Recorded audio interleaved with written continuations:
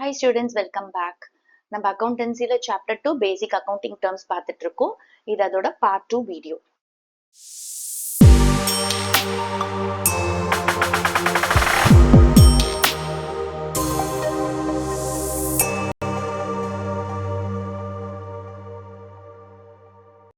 So previous வீடியோல நம்ம இந்த டேர்ம்ஸ் எல்லாம் பார்த்தோம். அண்ட் சாரா வந்து ஒரு ப்ரொப்ரைட்டர், அவ ஒரு பேக்கரி ஸ்டார்ட் பண்றா. அவ கூட நம்ம இந்த டேர்ம்ஸ் எல்லாம் படிச்சுட்டே வந்தோம். இப்பவும் சாராவோட ஸ்டோரியை நம்ம கண்டினியூ பண்ணிட்டு மற்ற அக்கௌண்டிங் டேர்ம்ஸை பார்க்க போறோம்.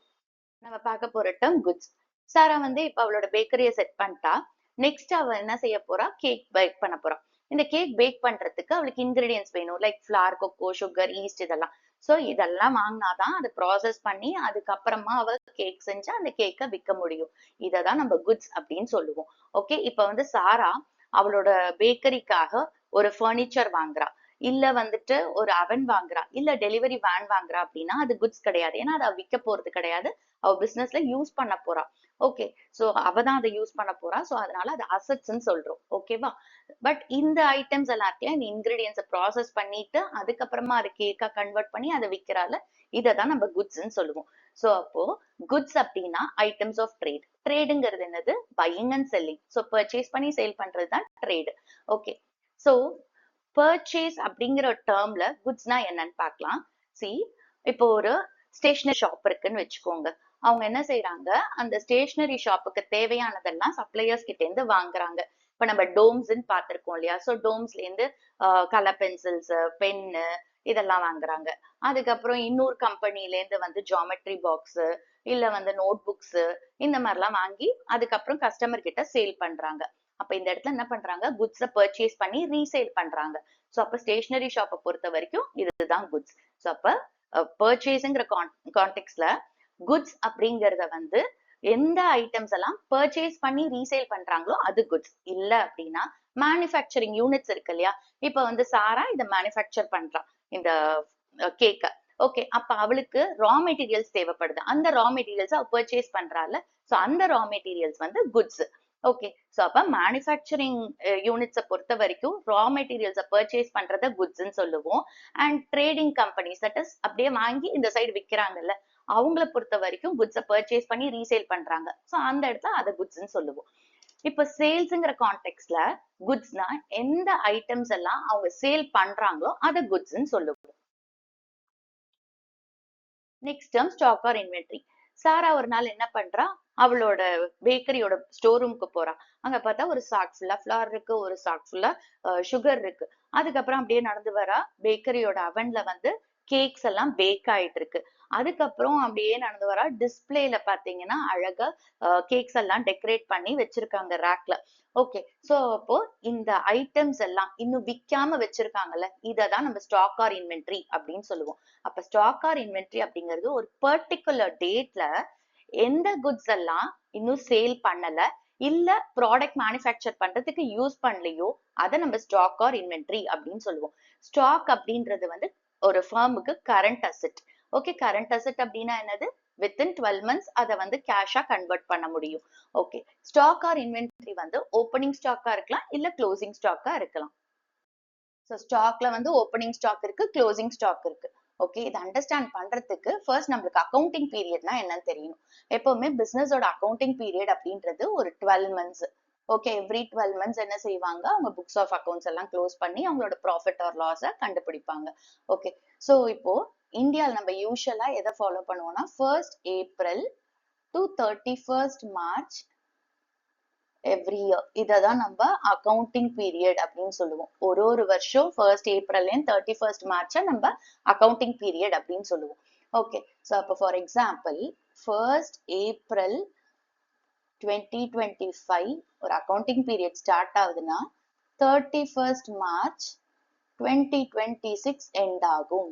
ஓகே, ஸோ இப்போ இந்த ஓப்பனிங் ஸ்டாக்கை அண்டர்ஸ்டாண்ட் பண்ணிக்கிறதுக்கு நான் உங்களுக்கு சிம்பிளா ஒரு அக்கௌண்டிங் பீரியட் எடுத்துக்கிறேன். Like 1st Jan 2025 to 31st December 2025. அப்போ அக்கௌண்டிங் பீரியட் 1st Jan ஆரம்பிச்சு 31st December முடியுது. ஓகே, ஸோ இது வந்து உங்களோட அண்டர்ஸ்டாண்டிங்காக நான் எடுத்துக்கிறேன். ஓகே, இப்ப வந்து சாரா என்ன செய்யறா, 1st January அன்னைக்கு அவளோட ஸ்டோர் ரூம்குள்ள போறா.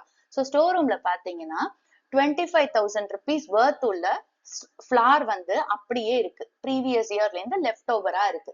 ஸோ இதுக்கு ப்ரீவியஸ் இயர் அப்படிங்கிறது எப்போ முடிஞ்சிருக்கும், 31st December 2024 அன்னைக்கு முடிஞ்சிருக்கும். அன்னைக்குதான் அந்த ஃபிளார் இருக்கு இல்லையா, 25,000 rupees worth உள்ள ஃபிளார், அது வந்து ரிமைனிங் இருந்திருக்கு. அந்த லெஃப்ட் ஓவர் தான் நெக்ஸ்ட் இயர்க்கு கேரி ஃபார்வர்ட் ஆயிருக்கு. ஸோ அப்ப 1st Jan 2025 அன்னைக்கு ஒரு ஃபினான்ஷியல் இயர் ஸ்டார்ட் ஆகுது. அந்த டேட்ல பாத்தீங்கன்னா அந்த ஸ்டாக் இருக்கு, இததான் நம்ம ஓப்பனிங் ஸ்டாக் அப்படின்னு சொல்லுவோம். ஓகே, ஸோ அப்போ ஓப்பனிங் ஸ்டாக்னா என்னன்னு பார்க்கலாம். ஓப்பனிங் ஸ்டாக் அப்படின்றது ஒரு அக்கௌண்டிங் இயரோட பிகினிங்ல எவ்வளோ ஸ்டாக் வந்து கையில இருக்கோ அதை ஓப்பனிங் ஸ்டாக் அப்படின்னு சொல்லுவோம். Okay, so in other words சொல்லணும் அப்படின்னா, ப்ரீவியஸ் இயர் அக்கௌண்டிங் பீரியடோட எண்ட்ல எந்த ஸ்டாக் எல்லாம் லெஃப்ட் ஓவரோ அது அடுத்த வருஷத்தோட ஓப்பனிங் ஸ்டாக். அப்ப நான் இந்த எக்ஸாம்பிள்ல சொன்னேன்ல, 31st December 2024 அன்னைக்கு அக்கௌண்டிங் பீரியட் முடியுது. ஸோ அந்த டேட்ல எந்த ஸ்டாக் எல்லாம் லெஃப்ட் ஓவரோ அது அடுத்த வருஷம் அக்கௌண்டிங் இயரோட பிகினிங்ல ஓப்பனிங் ஸ்டாக் ஆயிரும். அப்ப 1st January 2025 அன்னைக்கு அது ஓப்பனிங் ஸ்டாக் ஆயிரும். பட் நம்ம யூஸ்வலா accounting பீரியட்ங்கிறது 1st April to 31st March தான் சொல்லுவோம். இது உங்களுக்கு எக்ஸாம்பிளுக்கு சொல்றேன். நெக்ஸ்ட் நம்ம பார்க்க போற டேர்ம் க்ளோசிங் ஸ்டாக். இப்போ நம்ம ப்ரீவியஸ் எக்ஸாம்பிள் பார்த்தோம் இல்லையா, அதாவது 1st Jan 2025 to 31st December 2025 நம்ம அக்கௌண்டிங் பீரியடா எடுத்துக்கிட்டோம். இப்ப 1st Jan 2025 அன்னைக்கு ப்ரீவியஸ் இயர்ல எதெல்லாம் லெஃப்ட் ஓவரோ அதெல்லாம் நம்ம ஓப்பனிங் ஸ்டாக் அப்படின்னு சொன்னோம். இப்போ 31st December 2025 அன்னைக்கு எந்த ஸ்டாக் எல்லாம் அன்யூஸ்டா இருக்கோ, அதே மாதிரி எதெல்லாம் லெஃப்ட் ஓவரா இருக்கோ சேல் பண்ணாம, அதெல்லாம் நம்ம வந்து க்ளோசிங் ஸ்டாக் அப்படின்னு சொல்லுவோம். ஸோ இயர் எண்ட்ல எந்த ஸ்டாக் எல்லாம் அன்யூஸ்டாவும் அதே மாதிரி சேல் பண்ணாம இருக்கோ அதெல்லாம் வந்துட்டு க்ளோசிங் ஸ்டாக். ஓகே, ஸோ அப்போ நம்மளோட accounting period it starts on 1st April and ends on 31st March.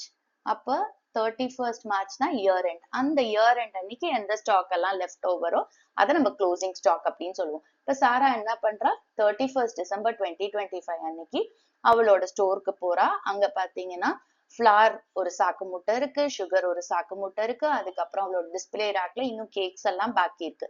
So இது அவளோட க்ளோசிங் ஸ்டாக். அப்ப க்ளோசிங் ஸ்டாக்னா அக்கௌண்டிங் பீரியட் எண்ட்ல எந்த ஸ்டாக் எல்லாம் கையில இருக்கோ அதை நம்ம க்ளோசிங் ஸ்டாக் அப்படின்னு சொல்லுவோம். Next term purchases. சாரா இப்போ கேக் பேக் பண்ண ஆரம்பிச்சிட்டா. ஸோ அவளுக்கு இன்கிரீடியன்ஸ் தேவைப்பட்டுச்சு, இந்த ஃபிளார், கொக்கோ, சுகர் இதெல்லாம். ஓகே, இதெல்லாம் அவ வாங்கினாதான் அந்த கேக்கை செய்ய முடியும். ஸோ இல்லாட்டி என்ன ஆயிடும், அவுட் ஆஃப் ஸ்டாக் ஆயிடும். கடையில எப்பவுமே கேக்கே இருக்காது, அவுட் ஆஃப் ஸ்டாக்னு சொல்லிட்டே இருக்கணும். ஸோ அவுட் ஆஃப் ஸ்டாக் ஆகாம இருக்கிறதுக்கு அவன் இன்கிரீடியன்ஸ் எல்லாம் தீர தீர வாங்கிட்டே இருக்கா.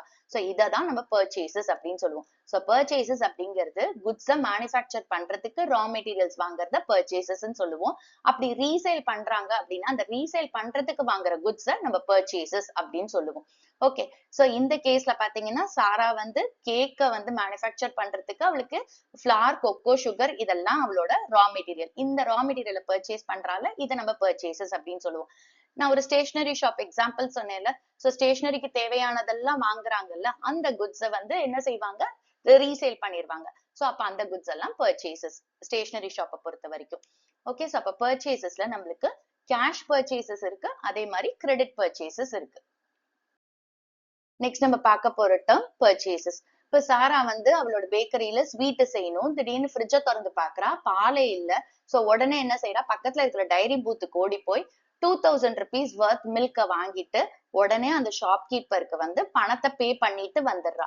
இததான் நம்ம கேஷ் பர்ச்சேசஸ் அப்படின்னு சொல்லுவோம். இப்ப கேஷ் பர்ச்சேஸ்னா குட்ஸ வாங்கின உடனேயுமே கேஷை நம்ம பே பண்ணிட்டோம் அப்படின்னா அது கேஷ் பர்ச்சேசஸ்.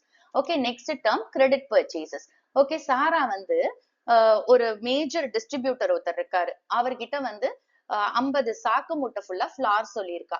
ஓகே, அவங்க என்ன செய்யறாங்க, இன்னைக்கு நான் உனக்கு டெலிவர் பண்ணிடுறேன் அப்படின்றாங்க. பட் சாரா என்ன ரிக்வெஸ்ட் பண்றா, என்னால இப்ப இந்த 50 சாக்ஸ்க்கும் வந்து உடனே நான் பே பண்ண முடியாது பணத்தை, அதனால நான் நெக்ஸ்ட் மந்த் பே பண்ணிடுறேன் அப்படின்னு சொல்றா. ஓகே, அவங்களும் அதை அக்செப்ட் பண்றாங்க. சோ இந்த டிலேட் பேமெண்ட்டை தான் நம்ம கிரெடிட் பர்ச்சேஸ் அப்படின்னு சொல்லுவோம். அப்ப கிரெடிட் பர்ச்சேஸ்னா இன்னைக்கு நம்ம குட்ஸை வாங்கிடுவோம், பட் நம்ம பே பண்றத ஒரு ஃபியூச்சர் டேட்ல பே பண்ணுவோம், அதுதான் கிரெடிட் பர்ச்சேசஸ். நெக்ஸ்ட் நம்ம பார்க்க போற டேர்ம் பர்ச்சேஸ் ரிட்டர்ன். இப்ப அந்த டிஸ்ட்ரிபியூட்டர் கிட்ட சாரா வந்து 50 sacks ஆஃப் ஃபிளார் கேட்டாலே அவங்க என்ன பண்றாங்க, அதை ஷிப் பண்றாங்க. ஓகே, சாராக்கு அது ரீச் ஆயிடுச்சு. சாரா அந்த 50 சாக்ஸையும் ஓபன் பண்றா. அதுல 5 பேக்ஸ் பாத்தீங்கன்னா தண்ணியில வந்து டேமேஜ் ஆயிடுச்சு. சோ உடனே சாரா அந்த டிஸ்ட்ரிபியூட்டர் கால் பண்ணி, நான் உங்களுக்கு இந்த 5 பேக்கையும் திருப்பி ரிட்டர்ன் பண்ணிடுறேன், ஏன்னா இது வந்து டேமேஜ் ஆயிடுச்சு. சோ அதனால என்னோட பில்ல வந்து இந்த அமௌண்ட்டை ரெடியூஸ் பண்ணிக்கோங்க அப்படின்னு சொல்றா. இப்ப இந்த 5 பேக்ஸும் அவ ரிட்டர்ன் பண்ணிட்டா. அதே மாதிரி அமௌண்ட்டையும் வந்து பில்ல இருந்து ரெடியூஸ் பண்ண சொல்றால. இதுக்கு பேர் நம்ம பர்ச்சேஸ் ரிட்டர்ன் அப்படின்னு சொல்லுவோம். அப்ப பர்ச்சேஸ் ரிட்டர்ன் அப்படின்னா எந்த குட்ஸ் எல்லாம் பிசினஸ் பர்ச்சேஸ் பண்ணிட்டு அதை ரிட்டர்ன் பண்ணுதோ அதுக்கு பேர் பர்ச்சேஸ் ரிட்டர்ன். ஓகே, சோ எப்ப வந்து குட்ஸ வந்து ஐ மீன் பர்ச்சேஸ் பண்ண குட்ஸை எப்ப ரிட்டர்ன் பண்ணுவாங்க அப்படின்னா அது டிஃபெக்டிவா இருக்கணும், ஏதோ ரீசன் இருக்கணும். ஓகே, டேமேஜ் ஆயிருக்கணும் இல்ல டிஃபெக்டிவா இருக்கணும். சோ அப்பதான் அதை வந்து ரிட்டர்ன் பண்ண முடியும். அண்ட் குட்ஸ் ரிட்டர்ன் வந்து நம்ம பர்ச்சேஸ் ரிட்டர்னும் சொல்லலாம், இல்ல ரிட்டர்ன் அவுட்வர்ட்ஸ்ன்னு சொல்லுவோம். அவுட்வர்ட்ஸ்னா இப்போ நம்ம பிசினஸ பொறுத்த வரைக்கும் நம்ம வாங்கினது திருப்பி வெளியில போச்சு. சோ அதனால ரிட்டர்ன் அவுட்வர்ட்ஸ் அப்படின்னு சொல்றோம். நெக்ஸ்ட் நம்ம பார்க்க போற டேர்ம் சேல்ஸ். சாராவோட பேக்கரிக்கு நிறைய கஸ்டமர்ஸ் வராங்க. அவங்க என்ன பண்றாங்க, மணி எக்ஸ்சேஞ்ச் பண்ணி அவளோட கேக்ஸ் எல்லாம் வாங்கிட்டு போறாங்க. சோ இததான் நம்ம சேல்ஸ் அப்படின்னு சொல்லுவோம். இப்ப சேல்ஸ்னா குட்ஸ செல் பண்றோம்ல, அதுதான் சேல்ஸ். ஓகே, அண்ட் சேல்ஸ் வந்து கேஷ் சேல்ஸா இருக்கலாம், இல்ல கிரெடிட் சேல்ஸா இருக்கலாம். ஃபர்ஸ்ட் நம்ம கேஷ் சேல்ஸ்னா என்னன்னு பார்க்கலாம். சாராவோட பேக்கரிக்கு ஒரு கஸ்டமர் வந்து 800 ருபீஸ்க்கு வெண்ணிலா கேக்க வாங்கிட்டு இமீடியட்டா கேஷ பே பண்ணிட்டு போறாரு. இது கேஷ் சேல். அப்ப கேஷ் சேல்னா ஒரு சேல் நடந்த உடனேயுமே கேஷ் பேமெண்ட் கிடைக்குது, இல்ல எலக்ட்ரானிக் பேமெண்ட் கிடைக்குது அப்படின்னா அது கேஷ் சேல்ஸ். நெக்ஸ்ட் கிரெடிட் சேல்ஸ்னா என்னன்னு பார்க்கலாம். இப்ப சாரா பேக்கரி வச்சிருக்கால, அந்த லொக்காலிட்டியில ஒரு கார்பரேட் ஆஃபீஸ் இருக்கு. அவங்க ஒரு ஈவெண்ட்டை ஆர்கனைஸ் பண்றாங்க. அந்த ஈவெண்ட்டுக்கு அவங்களுக்கு வந்து கஸ்டமைஸ்ட் கப் கேக்ஸ் தேவைப்படுது. சோ சாராவோட பேக்கரியில அவங்க வந்து 15,000 rupees worth உள்ள கஸ்டமைஸ்ட் கப் கேக்ஸ்க்கு ஆர்டர் கொடுக்குறாங்க. அவங்க என்ன சொல்றாங்க, இன்னைக்கு நீங்க வந்து என்கிட்ட கேக்ஸ் கொடுத்துருங்க, நாங்க 30 டேஸ்க்குள்ள உங்களோட பில்ல செட்டில் பண்ணிடுறோம் அப்படின்னு சாரா கிட்ட சொல்றாங்க. சாராவும் ஓகேன்னு சொல்றாங்க. சோ இதுதான் கிரெடிட் சேல்ஸ். அப்ப கிரெடிட் சேல்ஸ்னா சேல்ஸ் இன்னைக்கு நடக்கும், பட் ஃபியூச்சர் டேட்ல தான் அமௌண்ட் ரிசீவ் ஆகும். அதுதான் நம்ம கிரெடிட் சேல்ஸ் அப்படின்னு சொல்லுவோம். Next term sales return. இப்ப அந்த கார்பரேட் ஆஃபீஸ் சாரா கால் பண்ணி, நீங்க கொடுத்த கப் கேக்ஸ்ல 20 கப் கேக்ஸ் வந்து டேமேஜ் ஆயிடுச்சு, சோ அதனால நாங்க ரிட்டர்ன் உங்ககிட்ட கொடுத்துறோம். சோ இந்த 20 கப் கேக்ஸ்க்கான பணத்தை வந்து மைனஸ் பண்ணிக்கோங்க அமௌண்ட்ல இருந்து அப்படின்னு சொல்றாங்க. சோ இதுக்கு பேர் சேல்ஸ் ரிட்டர்ன். அப்ப சேல்ஸ் ரிட்டர்ன் அப்படின்னா எந்த குட்ஸ் எல்லாம் சேல் பண்ணி அது ரிட்டர்ன் ஆகுதோ அது சேல்ஸ் ரிட்டர்ன். ஓகே, சோ இப்போ குட்ஸ சேல் பண்ணி பர்ச்சேஸ் திருப்பி அதை ரிட்டர்ன் பண்றாங்க அப்படின்னா அதை சேல்ஸ் ரிட்டர்ன் சொல்லுவோம். இன்னொரு டேர்ம் வந்து ரிட்டர்ன் இன்வர்ட்ஸ். அதாவது நம்ம வித்துட்டோம், திருப்பி என்ன ஆகுது, அது ரிட்டர்ன் வருது நம்ம கிட்டே, பிசினஸ் குள்ளேயே திருப்பி வருது. சோ அதனால ரிட்டர்ன் இன்வர்ட்ஸ். சேல்ஸ் ரிட்டர்னுக்கு இன்னொரு டேர்ம் ரிட்டர்ன் இன்வர்ட்ஸ். நெக்ஸ்ட் நம்ம பார்க்க போற டேர்ம் டெட்டாஸ். இப்ப அந்த கார்பரேட் ஆஃபீஸ் என்ன பண்ணாங்க, சாரா கிட்ட இருந்து கப் கேக்ஸ வாங்கிட்டு ஃபியூச்சர் டேட்ல பே பண்றேன் அப்படின்னு சொல்லிட்டு போயிட்டாங்க. இன்னும் அவங்களோட பில்ஸ் எல்லாம் அவுட்ஸ்டாண்டிங்கா இருக்கு. சோ பேக்கரிய பொறுத்த வரைக்கும் அந்த கார்பரேட் ஆஃபீஸ் வந்து பேக்கரியோட டெட்டாஸ். அப்ப டெட்டாஸ் அப்படிங்கிறவங்க யாருன்னா, பிசினஸ் வந்து ஒரு பர்சன் ஒரு என்டிட்டி கிட்ட கிரெடிட்ல குட்ஸ சேல் பண்ணிருக்கு, இல்ல சர்வீஸ ரெண்டர் பண்ணிருக்குன்னா அந்த பர்சன் வந்து பிசினஸ்க்கு debtor. Okay, so for example இப்ப வந்து ஒரு கஸ்டமர் வராங்க, அந்த கஸ்டமர் வந்து கிரெடிட்ல குட்ஸ வாங்கிட்டு போயிருக்காங்க அப்படின்னா அந்த பிசினஸ்க்கு அந்த பர்சன் டெட்டார். நம்ம பார்க்க போற டேர்ம் பில்ஸ் ரிசீவபிள். ஒரு ஃபேமிலி ஒரு பர்த்டே பார்ட்டிக்காக 30,000 ருபீஸ்க்கு சாரா கிட்ட பர்த்டே கேக் ஆர்டர் பண்ணியிருக்காங்க. ஓகே, இப்ப அவங்க என்ன சொல்றாங்க, என்னால 30,000 ருபீஸ் இப்ப பே பண்ண முடியாது, பட் ஃபியூச்சர்ல நாங்க பே பண்ணிடுறோம் அப்படின்னு சொல்றாங்க. சாராக்கு இந்த 30,000 ருபீஸ் அப்படிங்கிறது ஒரு ஹியூஜ் அமௌண்டா தெரியுது. சோ அதனால சாரா என்ன சொல்றா, எனக்கு லீகலா ஒரு ப்ராமிஸ் எழுதி கொடுங்க, நீங்க சைன் பண்ணி கொடுங்க, இந்த டேட்டை போட்டு இந்த டேட்ல நான் உங்களுக்கு பே பண்ணிடுவேன் அப்படின்னு சொல்லி எனக்கு ஒரு ப்ராமிசரி நோட் எழுதி சைன் பண்ணி கொடுங்க அப்படின்னு சொல்றான். அப்ப அந்த டாக்குமெண்ட்டுக்கு பேர் பில்ஸ் ரிசீவபிள். அப்ப பிசினஸ்க்கு அவங்க பில்ஸ் ரிசீவபிள் ஆயிடுவாங்க.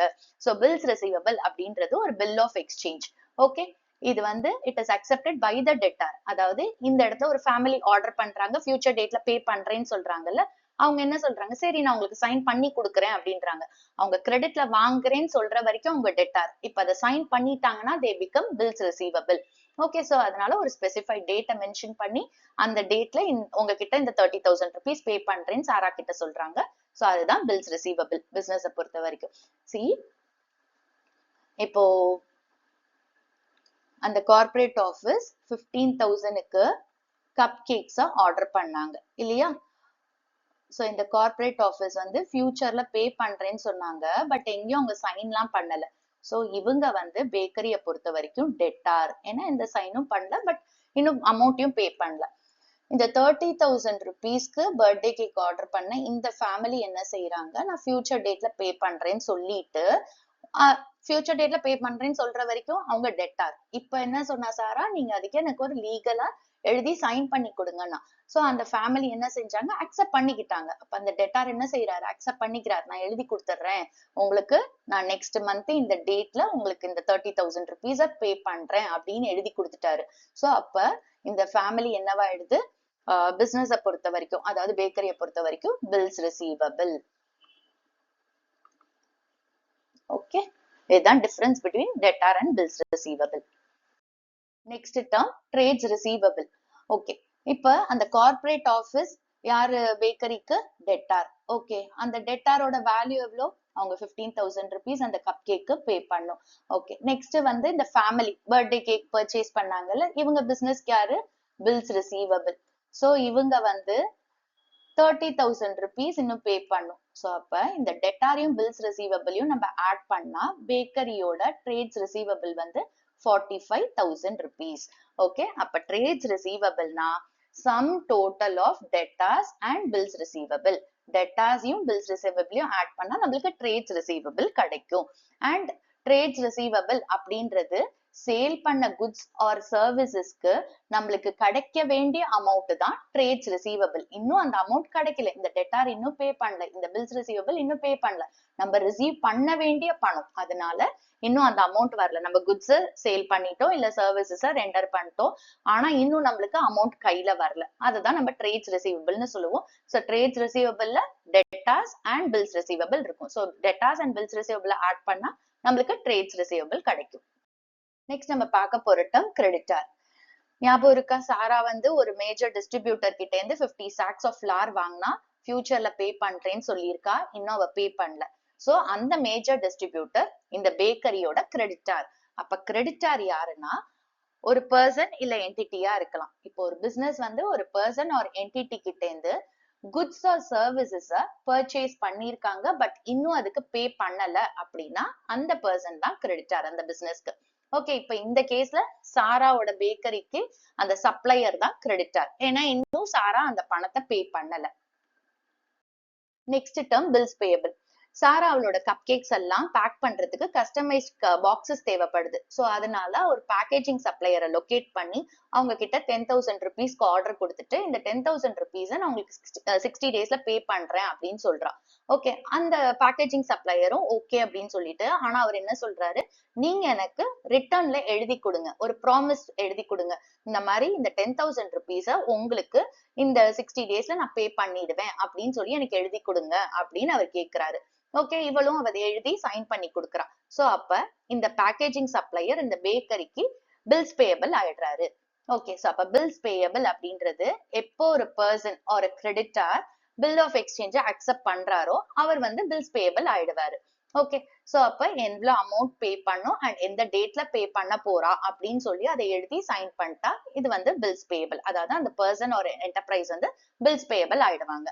ஓகே, அப்ப கிரெடிட்டார் அப்படிங்கிறவங்க யாரு, இப்போ சாரா வந்து என்ன செஞ்சா 50 sacks ஆஃப் ஃபிளார ஒரு மேஜர் டிஸ்ட்ரிபியூட்டர் கிட்ட இருந்து வாங்கினா. ஓகே, இந்த டிஸ்ட்ரிபியூட்டர் கிட்ட நான் ஃபியூச்சர்ல பே பண்றேன்னு சொன்னா, பட் எதுவுமே லீகலா சைன் பண்ணி கொடுக்கல. அப்ப இந்த பேக்கரிக்கு இந்த டிஸ்ட்ரிபியூட்டர் வந்து கிரெடிட்டார். ஓகே, இப்போ சாரா பேக்கேஜிங் பாக்ஸஸ் ஆர்டர் பண்ணா 10,000 ருபீஸ்க்கு. இந்த பேக்கேஜிங் சப்ளையர் இருக்கார்ல, அவர் என்ன சொல்றாரு, நீங்க 60 டேஸ்ல பே பண்ணுவேன்னு சொல்றீங்க, எனக்கு எந்த டேட்ல பே பண்ணுவீங்க, இந்த அமௌண்ட்டை நான் பே பண்ணுவேன், உங்களுக்கு நான் பே பண்ணுவேன்னு சொல்லி எனக்கு ஒரு சைன் போட்டு அதை லீகலா கொடுங்க, ஒரு டாக்குமெண்டா கொடுங்கன்னு கேட்டிருக்காரு. அப்ப இந்த பேக்கேஜிங் சப்ளையர் இந்த பேக்கரிக்கு பில்ஸ் பேயபிள். ஓகே, நெக்ஸ்ட் நம்ம பார்க்க போற டேர்ம் ட்ரேட்ஸ் பேயபிள். இப்போ இந்த பேக்கரிக்கு அந்த டிஸ்ட்ரிபியூட்டர் இருக்கார் இல்லையா, அந்த டிஸ்ட்ரிபியூட்டர் அதாவது 50 sacks ஆஃப் ஃபிளார் கொடுத்தாரு, அவர் வந்து கிரெடிட்டார். இந்த கிரெடிட்டாருக்கு சே ஃபார் எக்ஸாம்பிள் இவங்க ஒரு 50,000 ருபீஸ் கொடுக்கணும் பேக்கரி. நெக்ஸ்ட் வந்து இந்த பேக்கேஜிங் சப்ளையர், அந்த பேக்கேஜிங் சப்ளையருக்கு ஒரு ப்ராமிஸ் எழுதி கொடுத்துருக்கா, நான் ஃபியூச்சர் டேட்ல பே பண்றேன்னு சொல்லி. ஸோ இவங்க வந்து பில்ஸ் பேயபிள் பேக்கரியை பொறுத்த வரைக்கும். ஓகே, ஸோ இவங்களுக்கு ஒரு 10,000 ருபீஸ் கொடுக்கணும். அப்ப டோட்டலா 60,000 ருபீஸ் அவ கொடுக்கணும். இந்த 60,000 ருபீஸ் தான் நம்ம ட்ரேட் பேயபிள்ஸ் அப்படின்னு சொல்லுவோம். அதாவது கிரெடிட்டாரையும் பில்ஸ் பேயபிளையும் நம்ம ஆட் பண்ணா நம்மளுக்கு கிடைக்கிறது ட்ரேட் பேயபிள்ஸ். அப்ப ட்ரேட் பேயபிள்ஸ் அப்படின்றது sum total of creditors and bills payable. And trades payable அப்படின்றது amount which is payable, இன்னும் பே பண்ணல, amount which is payable for the purchase of goods or services, okay, taken in the ordinary course of business. Okay, ஒரு business வந்து goods or services purchase பண்ணிருக்கு, but இன்னும் amount பே பண்ணல அப்படிங்கும்போது அதை நம்ம trade payables அப்படின்னு சொல்றோம். So trade payablesல நம்மளுக்கு creditors and bills payable இருக்கும். நெக்ஸ்ட் நம்ம பார்க்க போற term business transaction. இந்த பேக்கரியோட பினான்சியல் நம்பர்ஸ எந்த எக்கனாமிக் ஈவெண்ட் எல்லாம் சேஞ்ச் பண்ணுதோ அதை பிசினஸ் டிரான்சாக்ஷன் அப்படின்னு சொல்லுவோம். ஃபார் எக்ஸாம்பிள், இப்ப இந்த பேக்கரி வந்து ரெண்ட் பே பண்ணதோட அதோட பில்டிங்க்கு அப்படின்னா அது ஒரு பினான்சியல் டிரான்சாக்ஷன். ஏன்னா மணின்னு ஒரு விஷயம் இருக்கு. சோ ஒவ்வொரு டிரான்சாக்ஷன்லயும் மணி இன்வால்வ் ஆயிருக்கணும். இப்ப ரா மெட்டீரியல்ஸ பர்ச்சேஸ் பண்றாங்க அப்படின்னா அந்த இடத்துல மணி இன்வால்வ் ஆயிருக்கும். கேக்ஸ சேல் பண்றாங்கன்னா அங்க மணி இன்வால்வ் ஆயிருக்கும். சோ இதெல்லாம் என்ன பண்ணும், அந்த பேக்கரியோட பினான்சியல் நம்பர்ஸ மாத்தும். சோ இதெல்லாம் தான் நம்ம பிசினஸ் டிரான்சாக்ஷன் அப்படின்னு சொல்லுவோம். சோ அப்ப பிசினஸ் டிரான்சாக்ஷன் அப்படின்றது ஒரு பினான்சியல் டிரான்சாக்ஷன். பினான்சியல் டிரான்சாக்ஷன்னா எதெல்லாம் மணி ரிலேட்டடா இருக்கோ அதை தான் நம்ம எடுத்துக்குவோம். ஓகே, அண்ட் இதுல வந்து 2 பார்ட்டிஸ் இருப்பாங்க.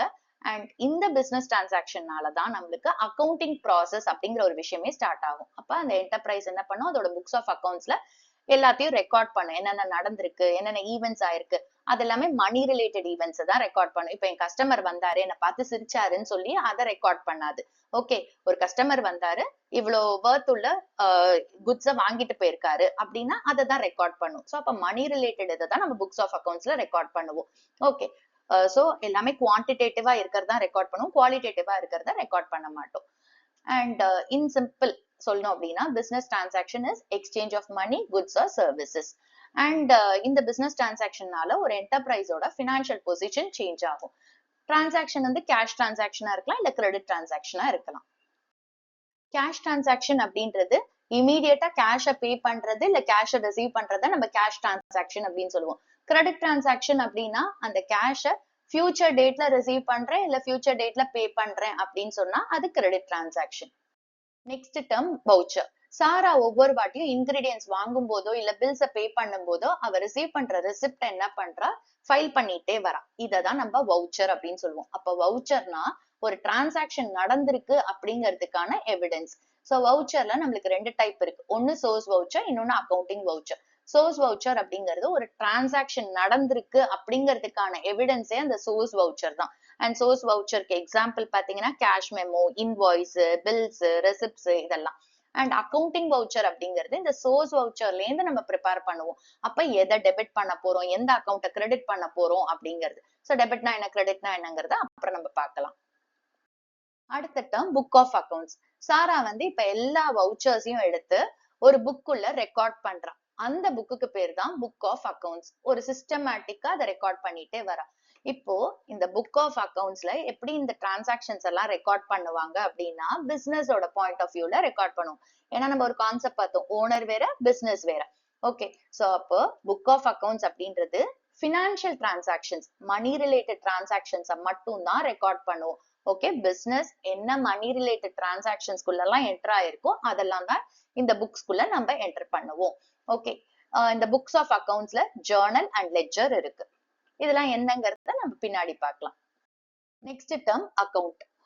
இப்போ இந்த கிரஸ்ட் அண்ட் கிரம் பேக்கரியில பாத்தீங்கன்னா ஒரு நாள் வந்து 1000 ருபீஸ்க்கு சேல் ஆகுது.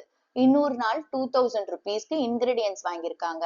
அப்புறம் இன்னொரு நாள் வந்து 5000 ருபீஸ்க்கு ரெண்ட் பே பண்ணிருக்காங்க. இன்னொரு நாள் பாத்தீங்கன்னா ஒரு 2500 ருபீஸ்க்கு வந்துட்டு சேல் பண்ணிருக்காங்க. அதுக்கப்புறமா ஒரு 3000 ருபீஸ் வேஜஸ் பே பண்ணிருக்காங்க. அதுக்கப்புறம் ஒரு 5000 ருபீஸ்க்கு சேல் பண்ணிருக்காங்க. அதுக்கப்புறம் ஒரு 2000 ருபீஸ்க்கு வந்துட்டு இபி பில் கட்டியிருக்காங்க. சோ இந்த மாதிரி இருக்கு. இப்ப இதெல்லாம் பாருங்க, கேஷ் உள்ள வந்திருக்கு, இதெல்லாம் கேஷ் வெளியே போயிருக்கு. இந்த மைனஸ்ல இருக்கிறதுலாம் இப்ப இத பார்த்தா நம்மளுக்கே கன்ஃபியூசிங்கா இருக்கு. சோ அப்ப அத ஒரு ஆர்கனைஸ்டா கொண்டு வரதுக்கு தான் இந்த அக்கவுண்ட் அப்படின்னு ஒண்ணு ஓபன் பண்ணுவாங்க. அக்கவுண்ட் வந்து டி ஷேப்ல இருக்கும். இப்ப இங்க எல்லாமே கேஷ் டிரான்சாக்ஷன் இல்லையா? சோ கேஷுக்குன்னு ஒரு அக்கவுண்ட் வச்சிருப்பாங்க. சோ இந்த கேஷ் அக்கவுண்ட்ல கேஷ் உள்ள வரதையும் கேஷ் வெளிய போறதையும் ரெக்கார்ட் பண்ணுவாங்க. ஓகே, இத வந்து நம்ம லெஃப்ட் ஹேண்ட் சைடுன்னு சொல்லுவோம். இது ரைட் ஹேண்ட் சைடு. இதுக்கு ஒரு டேர்ம் இருக்கு. அது என்னங்கறத நெக்ஸ்ட் பார்க்கலாம். ஓகே, சோ அப்ப டி ஷேப்ல இருக்கும். அதே மாதிரி இப்ப சேல்ஸ் பண்றாங்களா, சேல்ஸுக்குன்னு ஒரு அக்கவுண்ட். ஓகே, அடுத்தது பர்ச்சேஸ் பண்றாங்களா, பர்ச்சேசஸ்க்குன்னு ஒரு அக்கவுண்ட். ஓகே, ரெண்ட் பே பண்றாங்களா, ரெண்ட்டுக்குன்னு ஒரு அக்கவுண்ட். சோ இந்த மாதிரி ஒவ்வொரு ஐட்டம்க்கும் என்ன பண்றோம், ஒரு அக்கவுண்ட் ஓபன் பண்ணி ஆர்கனைஸ்டா அதை வந்து ரெக்கார்ட் பண்றோம். ஓகே, சோ இப்போ அக்கவுண்ட் அப்படின்றது டிரான்சாக்ஷன்ஸ் ஒரு பர்டிகுலர் ஹெட்ல நம்ம ரெக்கார்ட் பண்றதுக்கு பேர் தான் அக்கவுண்ட். சோ அது கேஷ் டிரான்சாக்ஷனாவும் இருக்கலாம், இல்ல கிரெடிட் டிரான்சாக்ஷனாவும் இருக்கலாம். Next term entry. சாரா வந்து மில்க் மேன் கிட்ட இருந்து ஒரு 500 ருபீஸ்க்கு மில்க் வாங்குறா. அந்த மில்க் மேன் வந்து ஒரு இன்வாய்ஸ் கொடுக்குறாரு. அந்த இன்வாய்ஸ் தான் வவுச்சர். சோ இந்த வவுச்சரை வாங்கணும்னு சாரா என்ன செய்யறா, பேக்கரியோட புக் ஆஃப் அக்கவுண்ட்ஸ்ல அதை ரெக்கார்ட் பண்றா. சோ அதுக்கு பேர் தான் என்ட்ரி. அப்ப என்ட்ரி அப்படின்றது வந்து புக் ஆஃப் அக்கவுண்ட்ஸ்ல எப்பெல்லாம் டிரான்சாக்ஷன் ஒரு ஈவெண்ட் நடக்குதோ அதை ரெக்கார்ட் பண்றதுக்கு பேர் தான் என்ட்ரி. நெக்ஸ்ட் நம்ம பார்க்க போற டேர்ம் டெபிட். இந்த டெபிட், கிரெடிட், அக்கவுண்ட் இது எல்லாமே ரொம்ப ரொம்ப இம்பார்ட்டன்ட். இதை பேஸ் பண்ணி தான் நம்ம சம்ஸ் எல்லாம் போடுவோம். ஓகே, சோ இப்போ ஒரு அக்கவுண்ட் அப்படின்றது எப்படி இருக்கும், டி ஷேப்டு. ஓகே, இந்த அக்கவுண்ட்டுக்கு ரெண்டு சைடு இருக்கு. ஓகே, அதாவது இந்த கோடுக்கு இந்த சைடு லெஃப்ட் சைடு, கோடுக்கு இந்த சைடு ரைட் சைடு. இப்போ நம்ம ஒவ்வொரு பர்டிகுலர் ஹெட்டுக்கும் அக்கவுண்ட் ஓபன் பண்ணுவோம். For example cash account. இந்த அக்கவுண்ட்னு ஃபுல்லா எழுதாம நம்ம ஷார்ட் ஃபார்ம்ல ஏ பார் சின்னு போடுவோம். ஓகே, சோ இப்போ இந்த left side of the account நம்ம டெபிட் சைடு அப்படின்னு சொல்லுவோம். Left side of the account is debit side.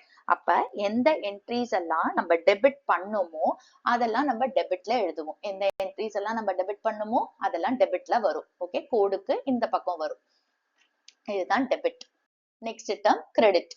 இப்போ அக்கவுண்ட் டி ஷேப்ல இருக்கும்னு பார்த்தோம். அதுக்கு லெஃப்ட் சைடு இருக்கு. அந்த லெஃப்ட் சைட நம்ம என்னன்னு சொல்றோம், டெபிட்னு சொல்றோம். அப்போ லெஃப்ட் சைடு இருந்தா ஒரு ரைட் சைடு இருக்கு. இந்த ரைட் சைட நம்ம கிரெடிட்னு சொல்லுவோம். அப்ப எந்த என்ட்ரிஸ் எல்லாம் நம்ம கிரெடிட்ல போஸ்ட் பண்ணுமோ அதெல்லாம் வந்து நம்ம கிரெடிட்ல போட போறோம். ஓகே, சோ அப்ப அக்கவுண்ட்டுக்கு டூ பார்ட்ஸ் இருக்கு, debit and credit. Right hand சைட நம்ம கிரெடிட்னு சொல்றோம், லெஃப்ட் ஹேண்ட் சைட டெபிட்னு சொல்றோம். சோ எந்த ஐட்டம்ஸ் எல்லாம் நம்ம கிரெடிட் பண்ணுமோ அதெல்லாம் அந்த அக்கவுண்டோட கிரெடிட்டுக்கு வரும். எந்த ஐட்டம்ஸ் எல்லாம் நம்ம டெபிட் பண்ணுமோ அதெல்லாம் அந்த அக்கவுண்டோட டெபிட் சைடுக்கு வரும். இதுதான் டெபிட் அண்ட் கிரெடிட். இந்த வீடியோட எண்டுக்கு வந்துட்டோம். ஸோ இந்த வீடியோல நம்ம ஃபியூ அக்கௌண்டிங் டேர்ம்ஸ் பார்த்தோம். இதெல்லாம் உங்களுக்கு புரிஞ்சிருக்கும்னு நினைக்கிறேன். ஸோ இன்னும் கொஞ்சம் அக்கௌண்டிங் டேர்ம்ஸ் இருக்கு, அதை நம்ம நெக்ஸ்ட் வீடியோல கண்டினியூ பண்ணலாம். தேங்க்ஸ் ஃபார் வாட்சிங் the video. See you in the next video.